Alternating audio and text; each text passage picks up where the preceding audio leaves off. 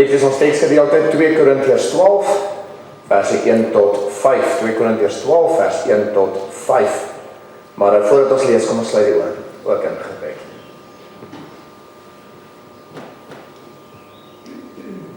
Ons Here, ons Koning, Jesus Christus. Here, baie dankie, U wat die besonderse openbaring is van Vader vir elkeen van ons. Dankie dat U na die aarde toe gekom het om vir ons die wil van Vader te leer. Dankie vir die werk wat U volbring het in ons plek, die loon van die sonde wat U betaal het, die oorwinning wat U behaal het, die verheerliking waardeur U is, die hemelvaart wat plaasgevind het, en deur alles dat die Heilige Gees vir ons gegee kan word, die Heilige Gees wat ons lei en leer en bemagtig, die salwing van die Gees as leermeester vir elkeen van ons. Dankie Here, dat U met ons praat, dat U Uself openbaar, bekend maak. Dankie vir al die maniere wat U met ons kommunikeer. Maar in besonder baie dankie vir die Heilige Skrif, en dankie vir die Heilige Gees, wat ons lei in die woord. Here, dankie, soos U self getuig, onder andere in Matteus 15, dat ons versigtig moet wees vir die tradisies van mens, en dat ons eerder alles sal toets aan die Heilige Skrifte. Help ons daarin, Here, waar ons vanmôre ook in besonder tradisies gaan teenstaan, maar die bevestiging uit die woord wil ontvang. Seën ons daarin, Here. Seën my woorde ook, en dit wat ek sê, en lei my ook deur die inwerking van die Heilige Gees. In Jesus Christus se naam. Amen. Geliefdes, kom ons lees 2 Korintiërs 12 vanaf vers 1. Ek lees uit die letterlike vertaling. Paulus natuurlik wat skryf en sê, dit is waarlik vir my nie nuttig om te roem nie, want ek sal kom tot gesigte en openbaringe van die Here. Ek weet van 'n man in Christus 14 jaar gelede. Of dit in die liggaam was, weet ek nie. Of buite die liggaam, weet ek nie. God weet dit. Dat so iemand weggeruk is tot in die derde hemel. En ek weet van so 'n man, of dit in die liggaam of buite die liggaam was, weet ek nie. God weet dit. Dat hy weggeruk is in die paradys. En onuitspreeklike woorde gehoor het, wat 'n mens nie mag uitspreek nie. Oor so 'n man sal ek roem, maar oor myself sal ek nie roem nie, behalwe in my swakhede. Nou ek herhaal die 2 verse, vers 2 se einde, dat so iemand weggeruk is tot in die derde hemel, en dan vers 4, dat hy weggeruk is in die paradys, en onuitspreeklike woorde gehoor het, wat 'n mens nie mag uitspreek nie. Tot sover. Nou, baie interessante teksgedeelte, mens kan hierdie teks natuurlik gebruik oor openbarings, oor die beginsel van geestesvervoerings, onder andere Filippus in Handelinge 8, wat ook 'n geestesvervoering beleef het, hierso ook geestesvervoering, oor die nederigheid, die res van hierdie teks, so daar's baie mooi beginsels hierso, maar ek wil juist hierdie teks gebruik met die beginsel hemel en paradys. Hemel en paradys in dieselfde teksgedeelte bymekaar genoem. Hemel, paradys.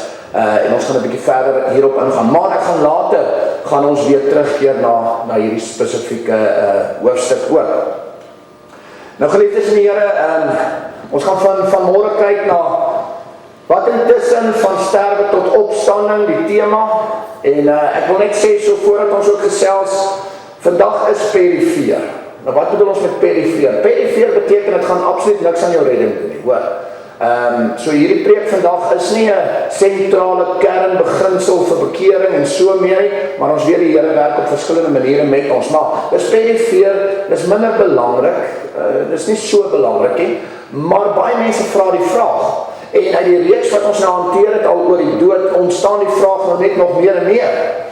So vandag se doel is net om 'n verantwoordelike antwoord te gee vir die vraag wat daar is. Maar asseblief, dis nie perifeer nie. Met ander woorde moet nou nie gemeentes en kerke skeer oor dit nie. As ek dit sommer reg kan so stel, asseblief. Maar ek wil graag gedeel, dit is 'n interessante reis en opinie en gedagte wat ons in die skrif ook kry. Nou geliefdes, kom ons begin natuurlik net so en ons bevestig net weer eens vir ons na die beginsel eers aan die einde. Ons het in die reeks aandag gegee aan die vraag of ons na sterwe dadelik hemel of hel toe gaan. Jy kan verwys na die preek, die tema, as ons sterf, gaan ons dadelik na hemel of hel, vraagteken, nee. So ons het al aandag gegee daaraan. Nou, in die preek, ek vat dit net vinnig, ek bring dit net vinnig weer in, om net vir ons weer in die regte trant te plaas. Volgens tradisie, as 'n mens sterf, gaan jy dadelik hemel toe of hel toe. Dis die tradisie, dis waarmee ons groot geword het, al hierdie tipe van dinge. Maar volgens skrif maak dit nie sin nie. Iets is nie reg nie. Die skrif getuig anders. Die skrif getuig totaal en al iets anders. Nou byvoorbeeld, die skrif getuig, soos ons al gepraat het, dat daar 'n opstanding aan die einde van die tyd sal wees vir die dooies. Dat daar 'n opstanding, ons het dit nou in die geloofsbelijdenis van Nisea ook gesien, nee? Opstanding van die dooies aan die einde na Jesus Christus se tweede koms. Dis vir gelowiges en vir ongelowiges, na Christus se tweede koms.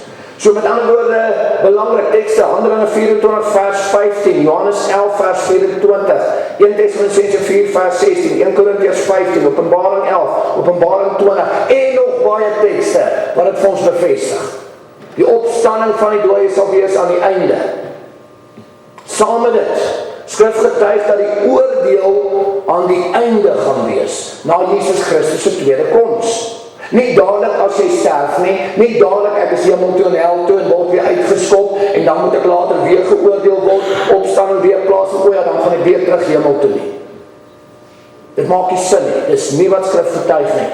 Skrif getuig dat die oordeel aan die einde is na Christus se tweede koms, dat almal hulle loon dan eers gaan ontvang. Die regverdige en die onregverdige, straf en loon aan die einde. Nie met sterwe nie, maar met die opstanding aan die einde. Tekste weer eens, Openbaring 11 vers 18, Openbaring 20 vers 12 tot 14, 2 Timoteus 4 vers 7 tot 8, Daniël 12 vers 13, en nog baie tekste wat dit getuig. Dis hoekom dit in ons geloofsbelijdenisse vasgevang is. Dis hoekom geloofsbelijdenis van Nisea dit ook vir ons reguit sê. Dis die lering nog altyd gewees. Wat het hier die laaste tyd gebeur? Hierby getuig die skrif dat die loon aan die einde gelyktydig gaan wees vir die lewendes en die dooies. Weer eens geloofsbelijdenis van Nisea, wat dit ook reguit vir ons sê. Dat die Here sal terugkom en oordeel vel oor lewend en dood. Beide. Nie net lewendes nie, want die dooies is al reeds met hulle sterwe geoordeel nie. Dis nie wat die skrif sê nie. Loon is aan die einde en die loon is gelyktydig vir hulle reeds gesterf en vir hulle wat nog lewe. Weer eens, tekste, 1 Tessalonisense 4 vers 15 tot 17, 1 Korintiërs 15 vers 51 tot 52, Hebreërs 11 vers 34 tot 40 en nog tekste. So hierdie goed is duidelik, hierdie, wil ek amper sê, is ondebatteerbaar duidelik helder in die skrif, keer op keer op keer op keer. Dit is nie perifeer nie, dit is sentraal, dit is belangrik. Maar hier is die kernding, die skrif getuig nie, dat ons dadelik hemel of hel toe gaan nie. Skrif getuig nie. Uitsondering wat ons het is Elia en Henog.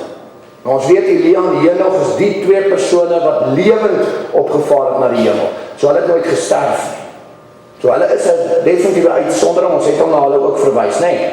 Nou hierby, baie probeer die gedagte regverdig dat ons dadelik hemel toe of hel toe gaan, deur te verwys na tekste soos Lukas 16, Lazarus en die ryk man. En 'n ander teks is Lukas 23 vers 43, vandag gaan jy saam met my in die paradys wees. Maar ons gaan in die preek en in die teks en alles, gaan ons terugkom na hierdie tekste, en uit dit wat ons nou gaan verstaan, gaan ons dit dan kyk na hierdie tekste en hopelik gaan iets niets vir jou oopbreek. Want dis nie waarna hierdie tekste verwys nie. Dis nie waaroor hierdie tekste getuig nie. Dis nie waaroor hierdie tekste gaan nie. Nie die gedagte van dadelik hemel en hel nie. Nou weer eens, ons gaan nou na aandag gee aan die tekste ook. Vandag gaan ons verder kyk na hierdie vraag met skrifbevestiging en veral kyk na die volgende vraag. As ons dan nie dadelik hemel toe of hel toe gaan nie, waar is die afgestorwe siele? Wat gaan aan? Hoe werk dit dan? Nou, ons gaan vandag kyk na die plek, die lokaliteit, die waar is die siele. En ek wou in die preek ingebring het, wat is die toestand van daai siele, maar Die preek gaan te lank wees. So ek gaan DV, ek wou vandag afgesluit met die reeks, maar ek gaan DV volgende week aandag gee aan die toestand van die siele in hierdie lokaliteite of in hierdie plekke. So ons gaan vandag net aandag gee aan waar is die afgestorwe siele tans? En volgende week DV, wat is die toestand? Nou kom ons gaan sommer dadelik in na die vraag, waar is die afgestorwe siele? As die opstanding, die oordeel, die loon gelyktydig aan die einde gaan wees vir hulle wat reeds gesterf het en hulle wat nog lewe, kom staan die vraag dadelik, waar is die afgestorwe siele dan? Wat intussen? Wat gaan aan? Nou die antwoord hierop, soos ek vroeger gesê het, gaan ons vind weer te kyk na die Nuwe Testamentiese Grieks. Nou weer eens, ek wil nog 'n preek op 'n stadium daaroor lewer, daar's 'n rede dat die Here die Nuwe Testament nie in Hebreëus geskryf het nie, maar in Grieks. Dis 'n bepaling van God, nie mens. Maar in elk geval, die Nuwe Testament is in Grieks geskryf, die oorspronklike geskrif van die Nuwe Testament. Vertalings uit die Grieks, met alle eerlikheid skep verwarring. En baie keer woorde wat in Grieks voorkom, word verkeerdelik vertaal in ander tale, ook selfs in Afrikaans. Vertaalverskille, vertalings vat Griekse woorde, verskillende Griekse woorde, en dan vertaal hulle dit baie keer as dieselfde woord of dieselfde beginsel. Maar hulle is nie dieselfde nie. Maar jy vind dit eers wanneer jy gaan kyk na die Grieks. Ek is geroes met Grieks. Ek het in 2003 Grieks geleer. So ek wil dit ook sê, ek besef, my uitsprake gaan miskien nie meer so akkuraat wees nie. Maar die woorde is daar so. En die Griekse woorde is daar, en ons gaan dit vir jy wys, en jy kan dit gaan ondersoek. Maak dan nie saak uitspraak of wat ook al nie. Maar ons gaan kyk na 5 Griekse woorde, wat belangrik is in die verstaan hierso, en wat verwys na spesifieke plekke. Ek wil dit ook noem, daar's meer Griekse beskrywings in skrif natuurlik na hierdie plekke, maar hierdie ander beskrywings is idiome, dis beeldsprake wat sekere eienskappe van hierdie plekke deurgee. So ons weet daar's baie benaminge, daar's baie woorde, dit is so, maar ons gaan fokus op die 5 wat spesifiek verwys na plekke of lokaliteite, nie eienskappe nie idiome nie beeldsprake nie, plekke. So, dis kom ek hierdie 5 uitsonder vir ons. Dis plekke of lokaliteite. Nou wat, die eerste Griekse woord waarna ons moet kyk, is die Griekse woord Hades, of Hades. Hades is die doderyk, in Afrikaans vertaal. So eerste woord Hades is die Griekse woord vir die doderyk, soos in 1 Korintiërs 15 vers 55. Ek sien self die ou Afrikaanse vertaling het dit nie vertaal as doderyk nie. Hulle het dit net vertaal as dood. Maar doderyk, Openbaring 1 vers 18 ook, kry ons ook onder andere hierdie woord. Hades word ongelukkig baie keer verkeerd vertaal as hel.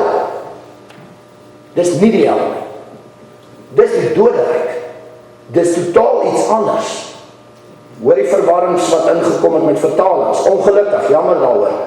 Maar verkeerd vertaal as hel. Dis nie die hel nie, dis die doderyk. Doderyk, met ander die plek waar die afgestorwe siele is. Kan jy hoor, hy is 'n bietjie weggelaat, en ons tradisie het begin hardloop op daardie hemel hel. Hy is verkeerdelik vertaal, met alle liefde en respek natuurlik gesê, nee. Dis nie hel nie, dis die doderyk. Nou die interessante is, wanneer ons dieper ingaan in Hades, of die doderyk, dan kom ons agter dat in Hades word 2 plekke of ander plekke genoem en beskryf in die doderyk. Aan die een kant die Griekse woord Paradisos. Nou julle kan sommer dit hoor. Paradisos. Paradys. En aan die ander kant die naam Tartaros. Afrikaans Tartarus. Paradys en Tartarus. Die 2 plekke in Hades word geskei deur 'n bodemlose put of skeur. Julle het al gelees van dit in die skrif. Hierdie bodemlose put is bekend as die abyss. In Grieks, abyssos. Hoor die Grieks. So, ons is Paradisos, ons is Tartaros, en ons het abyssos. Ons sien hierdie woorde.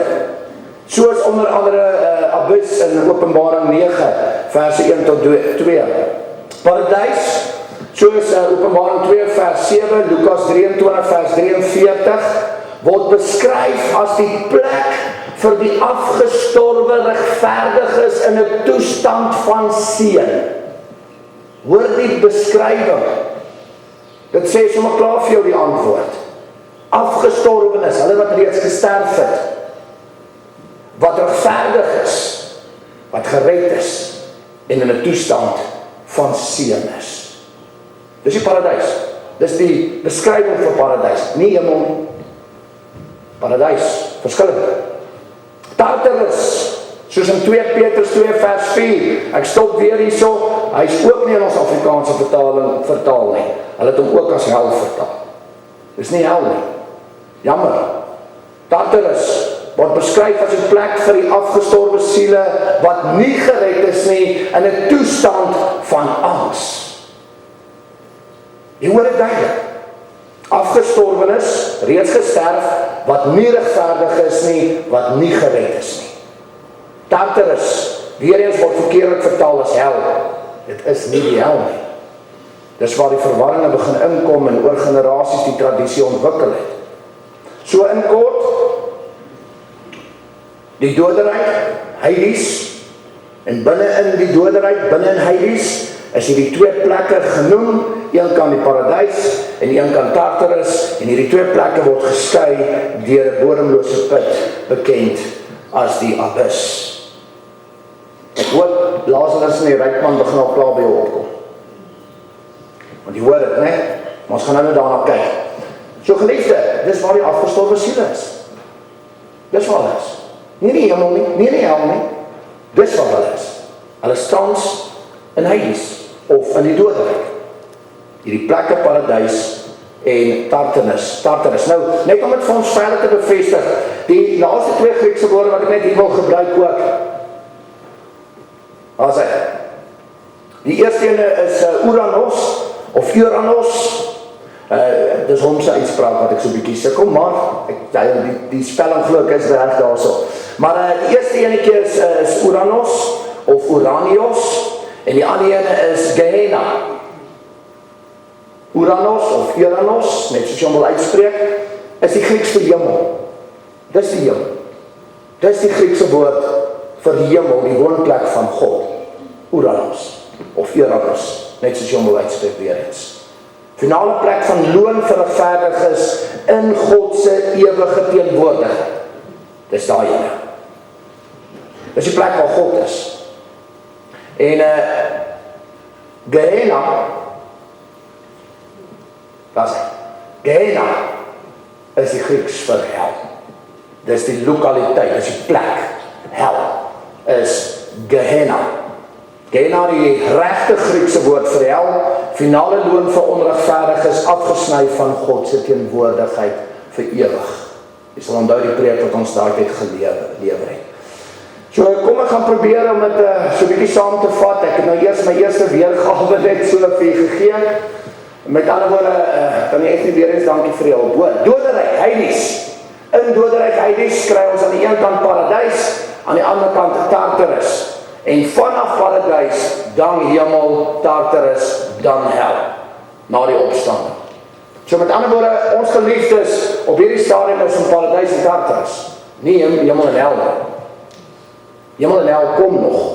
Dis die finale loon na die tweede koms van Christus, na die opstanding van die dooies en die oordeel wat sal gevel word. Volgens skrif, nie tradisie, skrif. Daarna hemel en hel.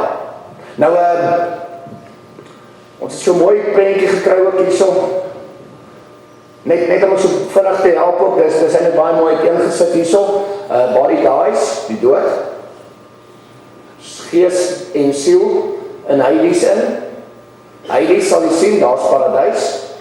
Daar's die Great Gulf, die abyss tussenin, en daar Tartarus. In Hebreëus is die plek bekend as Sheol. Alright, so dis die doderyk. Alright. Dan sal jy sien na dit, resurrection, die opstanding, die oordeelsdag, Na dit, daar's judgment, na dit, hemel, hel. Daai prentjie is perfek wat skrif getuig. Dit is nie die tradisie nie. Dit is nie wat ons mense bely of glo nie. Ons tradisie sê, skep al die middelste dele dadelik hemel hel. Nee, daar is die antwoord. So hier is 'n baie mooi prentjie om dit so saam te vat. Jy sal sien paradys, Lazarus, ons kan nou verwys, Christus, die dief op die kruis of die misdadiger, Tartarus, die ryk man. Ons gaan nou kyk na dit. Maar hier is 'n baie mooi prentjie, so, hier is baie dankie vir daai prentjie Tannie Ethnie ook, hoor. Nou, vriende, ek weet dit is miskien nou baie vir ons om in te neem. So wat sê die skrif? Hoe weet ons dat die skrif bevestig vir ons definitief hierdie beginsels? En ek gaan so 'n paar voorbeelde net gebruik om dit te probeer vir ons te illustreer. Behalwe die tekste wat ek reeds genoem het alreeds, natuurlik, gee ek nog teksbevestiging. Hulle gaan meer, maar ek gaan nie meer fokus op hemel en paradys. Dit is 'n bietjie duideliker as Tartarus en Gehenna, skus, spreek hom amper weer verkeerd uit. Gaan 'n bietjie meer fokus daarson alles. Maar ek wil dit vir julle gee, want die skrif bevestig dit vir ons baie duidelik. Nou kom ons kyk, een van die eerste tekste, baie bekende teks natuurlik, ons almal ken dit, is Lukas 23 vers 43. Die misdadiger aan die kruis saam met Christus, en Christus wat sê, wat hom antwoord en sê, voorwaar ek sê vir jou, vandag sal jy saam met my in die paradys wees. Nie die hemel nie. Ons is geneig om vinnig te antwoord, die Here het vir hom gesê, hy gaan hemel toe. Die Here het nie gesê hemel nie, die Here sê paradys. Spesifiek gekies, regte woord gekies. So baie dink paradys is hemel, maar dit is nie waar nie. Dit het ons voorafgaande gesien het, weet ons is die waar nie, maar kom ons dink 'n bietjie verder daaroor. Met Jesus Christus se kruisiging het Jesus Christus gesterf. Met ander woorde, Christus het saam met die misdadiger, as hy gesterf het, waarheen gegaan? Na die doderyk. Nie na die hemel nie, na die doderyk. Dood. Christus het gesterf. Doderyk. Nie na die hemel nie. 1 Petrus 3 vers 19 en 1 Petrus 4 vers 6 bevestig dit, dat Jesus Christus na die doderyk is, waar hy vir die dode die evangelie gebring het. Aan die een kant oorwinning vir hulle wat regverdig is, en aan die ander kant oordeel vir hulle wat onregverdig is. Die evangelie is gebring in Hades, in die doderyk. Christus het gesterf, hy is na die doderyk. Nie na die hemel nie. Nou, net om het verder te bevestig, help my gou. Wanneer is Christus na die hemel toe? Ek gaan weer vra, wanneer is Christus na die hemel toe? Met die hemelvaart. Ons bely dit. Ons sê, Here, U het die dood oorwin, U het die doderyk oorwin, U het Hades oorwin, U het opgestaan, U het die oorwinning behaal. 40 dae later het U opgevaar na die hemel toe. So hoe wil ons sê dat die Here met sy dood na die hemel toe is? Ek hoop liggies gaan aan. En ek weet dit is kontroversieel, en ek weet die tradisies word nou verskriklik op omver gegooi. Maar dit is die waarheid van skrif.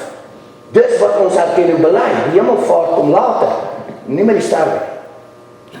Daar is dit dadelik teen ons tradisie. En dadelik besef ons dat die Here het met 'n rede gesê, vandag sien ek jou in die paradys, want die paradys is deel van die doderyk. Nie hemel nie. Eerste bevestiging. Tweede bevestiging, en vriende, daar's baie, ek kan maar net so 'n paar geselekteer vir, net om dit duidelik te weer oordra. Die volgende en natuurlik wat ons het, is nou juist ons teksgedeelte wat ons begin het mee, so ons kom terug na hom toe. Hierdie teks byvoorbeeld toon aan dat hemel en paradys weer eens twee verskillende plekke is. Ons sien dit in dieselfde teksgedeelte, twee verse uitmekaar, wat Paulus sê, ek weet van iemand wat op is na die derde hemel, dis die volmaakte hemel, dis die plek waar God is. Preek van 'n ander tyd oor hemel 1 en 2, dis die volmaakte hemel. Ek weet van iemand, en ek weet van iemand, wat na die paradys toe is. Nou, hoekom as hemel en paradys dieselfde plek is, sou Paulus dit in dieselfde teksgedeelte na mekaar gebruik. Dis mos tussen, hè? Ek weet die dominee preek baie keer so dat hy 'n ding herhaal, maar dis nie wat Paulus doen nie. Hy sê, hierdie plek en daai plek, twee besonderlike plekke. Die een paradys is in die doderyk, en die derde hemel is die finale hemel as woonplek van God. So Paulus was nie simpel nie. Paulus het verstaan hoe dit werk. Paradys. En Hades, die doderyk. Iemand het daartoe gegaan, maar iemand het ook gegaan na die hemel, die volmaakte woonplek van God. So hier is een van die tekste wat dit sommer direk saam vir ons aantoon. Laaste enetjie wat ek vandag gaan gebruik. Maar soos ek sê, daar's baie geliefde, dit wil ek nou vir julle noem, en hoe meer jy nou gaan lees, hoe meer gaan jy hierdie goeie sien en beleef. Behalwe ongelukkig, soos ek sê in ons Afrikaans, is baie van hierdie woorde sommer net vertaal as hemel en hel. So jy gaan dit miskien daar mis, maar jy gaan die beginsel sien. Nou, laaste enetjie wat ek gou wil aandag gee vanmôre net. Daar sê is Lukas 16 vers 19 tot 31, die ryk man en Lazarus. Die ryk man en Lazarus, goeie voorbeeld daarvan. Ek hoef nie die teks te lees nie, ek dink almal van ons ken dit, almal van ons weet daarvan. Jy kan dit rustig by die huis ook gaan lees, Lukas 16 vers 19 tot 31. Gelykenis van Lazarus en die ryk man. Belangrik, waarin Jesus Christus die les vir ons oordra, dat jy het nie 'n tweede kans in die doderyk nie. Daar is nie kans vir bekering nie. Daar is nie kans vir omswaai nie. Daar is nie kans vir terugkom in die res van jou gesin en familie waarsku nie. Jou kans wat jy het, is hier in hierdie lewe, en dis jou enigste kans. Daar is nie kans na die dood nie. Dis die hoofbeklemtoning van daai gelykenis wat Christus vertel. As jy in die dood is te laat. God gee al sy openbaring, God gee alles wat jy nodig het om hom in die lewe te leer ken. Gebruik daai geleenthede, vat dit aan, maar dan kom 'n tyd waar dit te laat gaan wees. As jy in die dood is dit verby. As jy 'n tweede kans het. So weer eens gaan kyk, dis die kern van daai gelykenis. Maar interessant, is Jesus Christus se beskrywing in hierdie gelykenis van die dood en die plekke wat in hierdie dood is, in die doderyk is. Twee plekke, en tussen hulle is daar 'n kloof, 'n diep kloof, 'n bodemlose kloof. En ek bedoel, dit het ons nou al reeds gehoor, het begin ons besef, wag so 'n bietjie, wow, doderyk, twee plekke, en 'n diep kloof tussen. Dis waaroor ons nou die hele tyd nog gesels. Christus bevestig het eintlik vir ons. Nou hier is 'n interessante ding. Die term wat daar gebruik word vir Lazarus waar hy is, die term is boesem van Abraham. Boesem van Abraham is 'n wisselterm vir die paradys. Die paradys staan ook bekend as die boesem van Abraham. Of die boesem van Abraham is die paradys. Dis die paradys. Die Here sê die paradys, maar hy gee die ander wisselterm boesem van Abraham. Gaan kyk, dis die paradys. En die ander plek, waar die ryk man is duidelik 'n plek van angs en pyn, en duidelik, as die een die paradys is, moet die ander een Tartarus wees, en die abyss wat tussen hulle is. So Christus bevestig self die doderyk Hades, met paradys een kant, Tartarus ander kant, en die abyss wat tussen hulle is. Dit wat ons sopas gepraat het, en verduidelik het, en gesels het, en teks op teks en alles, dis wat Christus oor vir ons getuig. En wanneer ons hierdie verstaan kry, dan begin dit vir ons sin maak. Hoekom is die opstanding eers aan die einde? Hoekom is die oordeel en loon aan die einde? En hoe kan dit gelyk wees vir hulle wat gesterf het en nog lewe? Ewe skielik maak 'n ander prentjie vir mense. En maak dit ewe skielik sin. Want ek weet baie mense stap met hierdie ding, ons bely dit aan die einde, maar tog sê ons dadelik hemel en hel, dit maak nie sin nie, wat gaan nie aan? So geliefde, ek hoop vandag breek vir u ook. Nou kom, ons gaan afsluit, ek het baie Grieks met u vandag gepraat, en baie inligting verskaf, ek wil net vinnig dit saamvat vir ons, en daarmee dan ook afsluit. Om saam te vat, die menslike tradisies stem nie altyd ooreen met die waarheid van Skrif nie. En so ook nie die tradisie dat jy dadelik hemel en hel toe gaan nie. Dis 'n tradisie. Dis nie volgens skrif nie.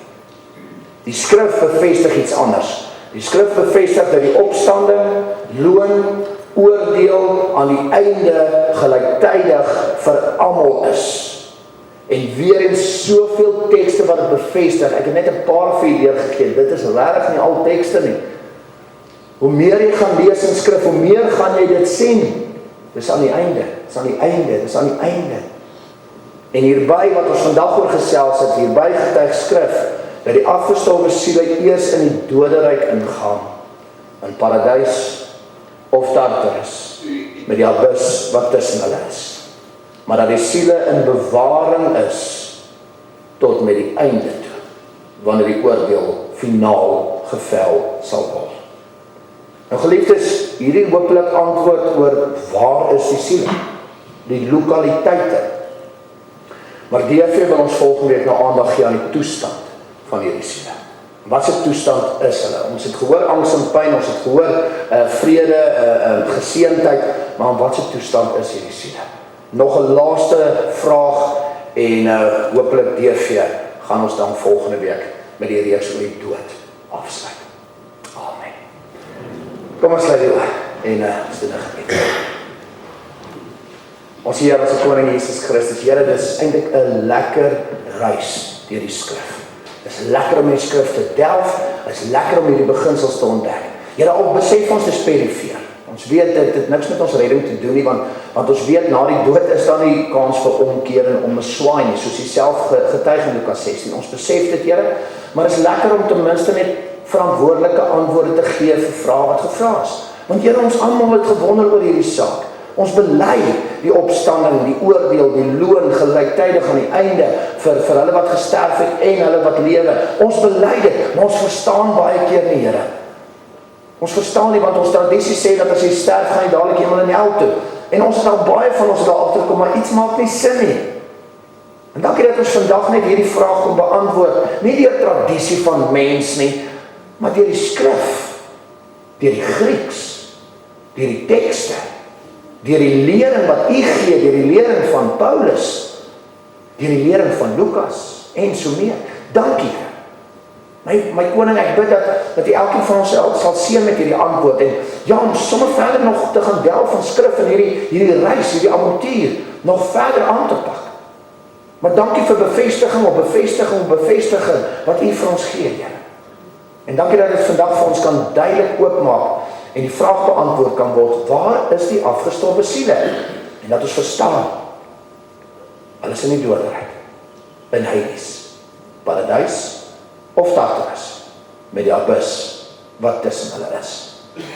Here, seën elkeen met hierdie inligting, maar Here, help ons ook, dat ons nie dit sal gebruik om in 'n stryde of bekleierery met ander betrokke te raak, maar dat hierdie net is vir onsself om te besef, en vir ons om ander wel te help wat nuuskierig is, en ook 'n vraag het oor hierdie saak, dat ons hulle kan begelei daarin. Maar help ons dat ons dit nie sal gebruik vir beklei en stryd nie. Dankie daarvoor, Here, in Jesus Christus naam. Amen.